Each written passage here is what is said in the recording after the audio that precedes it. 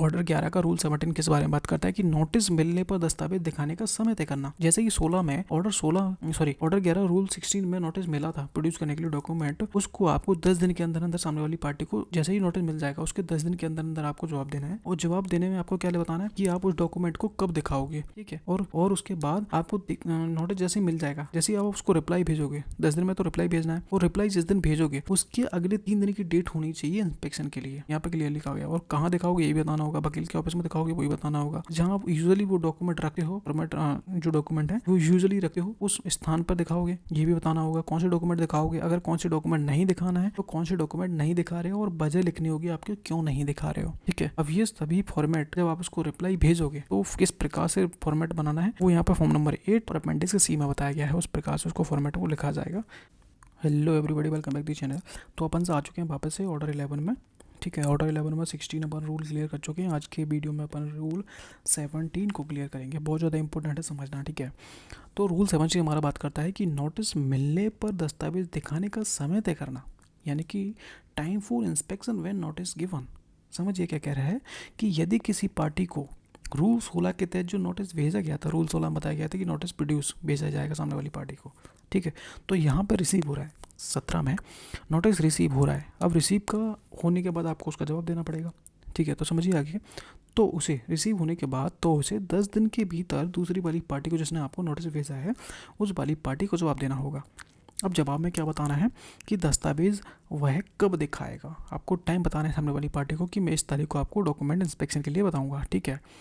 वह समय जवाब देने की तारीख से 3 दिन के भीतर का होना चाहिए। जब आप जवाब दे रहे हो मान लो 1 नवंबर को, तो जो जवाब दे रहे हो कि इतने तारीख को दिखाऊंगा, वो 3 तारीख होनी चाहिए, आगे के 3 तारीख होनी चाहिए, यानी कि 2 3 4 तारीख से आगे का नहीं होना चाहिए। यहाँ पर क्लियर कह रहा है कि 3 दिन के बाद का नहीं होना चाहिए, 3 दिन के अंदर का होना चाहिए, ठीक है।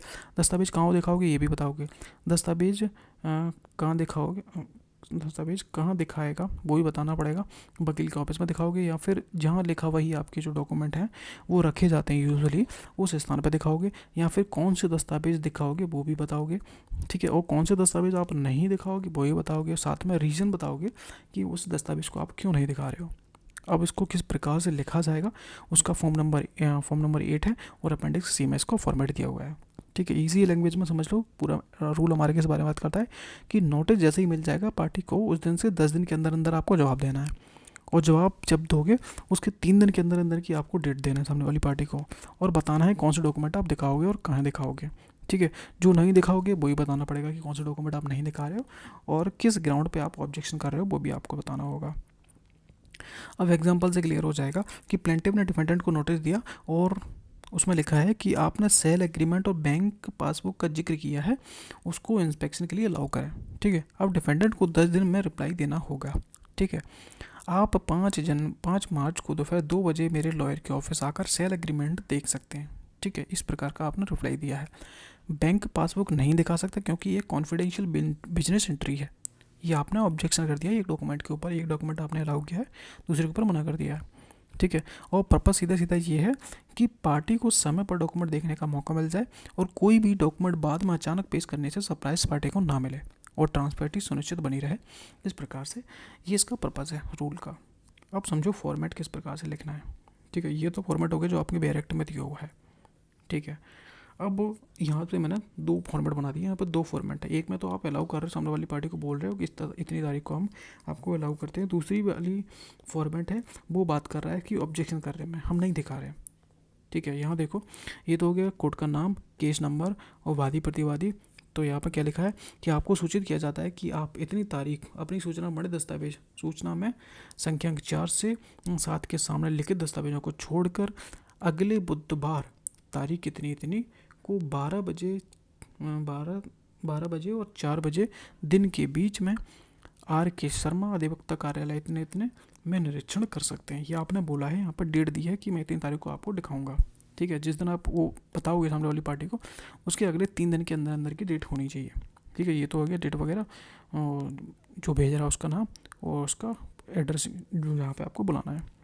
अब सेकंड है, अब यहाँ पे मना कर रहे हो आप ठीक है, ये तो बिल्कुल सेम टू सेम है कि आपको सूचित किया जाता है कि प्रतिवादी इतनी तारीख को अपनी सूचना में बड़े दस्तावेजों का आपको निरीक्षण करने के बारे में इस आधार पर मैं आपत्ति करता हूँ, मैं मना कर रहा हूँ, सीधी सीधी बात है। फर्स्ट पॉइंट किस बारे में कि जिस दस्तावेज को आपने 4-7 में बोला है वो एक प्रिविलेज कम्युनिकेशन, मैं उसके बारे में पेश नहीं कर सकता डॉक्यूमेंट, ठीक है।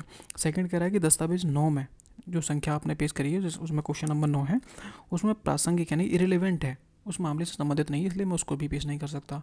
थर्ड पॉइंट कह रहा है कि शेष दस्तावेज जो बाकी 10 बचे हुए दस्तावेज हैं वो प्रमाणित प्रतियाँ पूर्व में यानी कि मैं पहले ही 5/11 को दी जा चुकी हैं, पूर्व में मैं उसको दे चुका हूँ, तो अब देने का कोई मतलब नहीं निकलता है।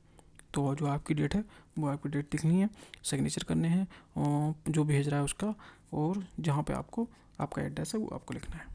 तो ये दोनों फॉर्मेट हैं कि जब आप अलाउ कर रहे हो सामने वाली पार्टी को टाइम बता रहे हो तो इसको इस फॉर्मेट को यूज़ करना है, और जब आप ऑब्जेक्शन कर रहे हो, मना कर रहे हो, तो उसमें ये फॉर्मेट यूज़ करना है, ठीक है। ये थोड़ा हल्का फुल्का फॉर्मेट होता है, इसमें आप थोड़े बहुत बदलाव कर सकते हो, जैसे कि मैंने यहाँ पे बना हुए हैं।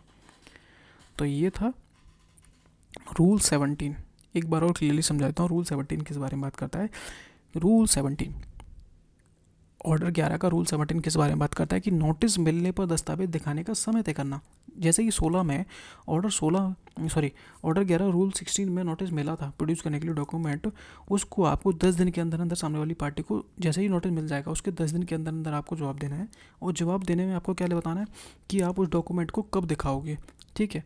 और उसके बाद आपको नोटिस जैसे ही मिल जाएगा, जैसे ही आप उसको रिप्लाई भेजोगे, 10 दिन में तो रिप्लाई भेजना है, और रिप्लाई जिस दिन भेजोगे उसके अगले 3 दिन की डेट होनी चाहिए इंस्पेक्शन के लिए, यहाँ पे क्लियर लिखा गया। और कहाँ दिखाओगे ये भी बताना होगा, वकील के ऑफिस में दिखाओगे वही बताना होगा, जहाँ आप यूजुअली वो डॉक्यूमेंट रखते हो, फॉर्मेट जो डॉक्यूमेंट है वो यूजुअली रखते हो उस स्थान पर दिखाओगे, ये भी बताना होगा। कौन से डॉक्यूमेंट दिखाओगे, अगर कौन से डॉक्यूमेंट नहीं दिखाना है तो कौन से डॉक्यूमेंट नहीं दिखा रहे हो, और वजह लिखनी होगी आपके क्यों नहीं दिखा रहे हो, ठीक है।